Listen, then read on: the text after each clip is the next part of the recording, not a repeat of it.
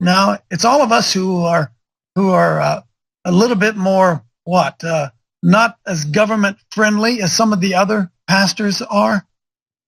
When you go to church on Sunday, the problem in America is that guy standing up behind that pulpit who claims to be a representation of God. The pulpits are silent.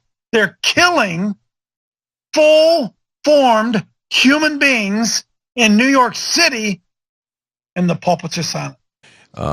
You do point out the mega pastors who have infiltrated the church, and that's exactly the term I like to use. As we have so underestimated our enemy, our opponent. Our opponent is Satan, the devil. Donald Trump, again, last night, was swinging from the fences, inviting the American church, please get engaged here, will you? Will you please get engaged?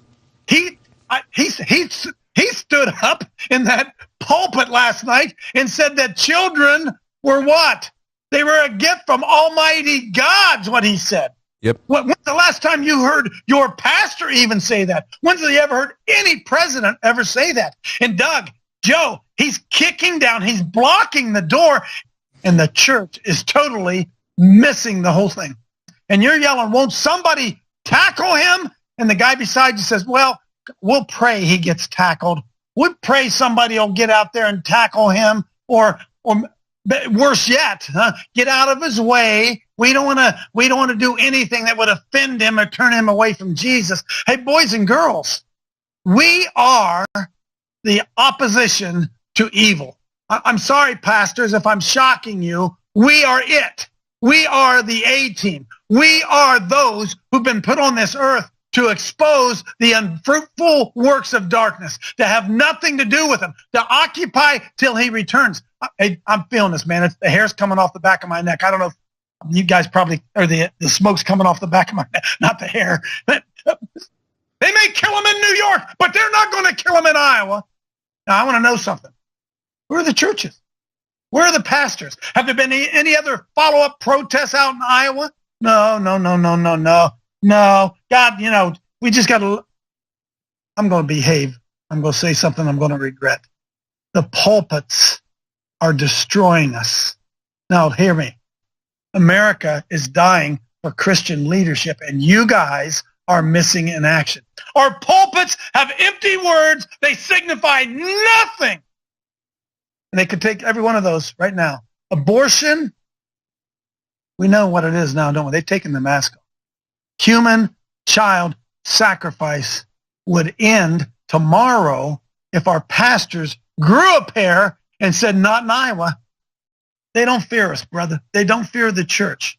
And so they make these tyrannical, God-hating, abominable decisions, and the pulpits are silent. They never, ever push back against it. We're the resistance. It isn't the Republican Party. We're the resistance. And so I've been encouraging people. In fact, I did on my own show today. I said, do you really want to help us? When you go to church this Sunday, right in the middle of church, right after your praise and worship is done and your songs are done, just when everybody sits down and everything gets quiet, you just stand up and you address the pastor and the congregation and just say something like this. Hey, Pastor Joe, pardon me, I don't know if you've been noticing the news, but they are killing fully formed human beings in New York. And Pastor, I would like to know, what are we going to do about it? I wrote this back in 2006. It's like it could have been written today. And Doug, the pulpits are still silent. Folks, please hear me. This is not an option. We have to get the churches on the field. Now, just come on, just look around. Just look around at what's going on in America. And can you name for me right now today one institution, one industry, whatever you want to, that Christians are in charge of? Are Christians in charge of government? No. Hollywood? No. Education. They're in charge of it? No. Did I say government? No. Are they in charge of religion? No. Christians aren't even courts? No. There is nothing. See, here's what's happened, folks. There's been a coup pulled already. We talk about Donald Trump having a coup pulled on him. Christians, wake up and understand this, that you are living as captives in a nation where secular humanists and atheists are calling all of the shots. And you know what, brothers and sisters? I'm going to tell you something. Death's coming to Christians. It's coming to Christians. Call it fear porn. You call it whatever you want to. Death is coming to Christians. Now, I'm 66. I know I look 23, but I just turned 66. We just had 2 new grandbabies. We have 6 grandbabies, and I'll be darned if I'm going to sit around, coast out the last however many years of my life, and set my children and grandchildren up for prey. I don't mean P-R-A-Y. I mean P-R-E-Y. Setting up my children because we are a captive nation captured by God-hating atheists and secularists. They run every aspect of the world. And they say, well, Coach, don't worry about it. I read the Bible. I read the last chapter, and we win. Huh. Oh, yeah? He wins, baby. It ain't you. And I'm going to tell you something. There's a lot of hell and damnation coming for people who don't stand up and don't stand up now. And Doug, the pulpits are silent, baby. The pulpits are silent.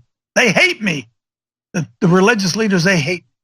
They hate guys like me. And there's a lot of great guys out there that are fighting hard and pushing back. And it doesn't even bother us when our leaders lie to us. We expect them to. It doesn't even bother us when people go into the schools and indoctrinate our grandchildren in homosex. That doesn't even bother us. It doesn't even get our temperature up. There's not one pastor in 1,000 that'll even speak out against the public schools.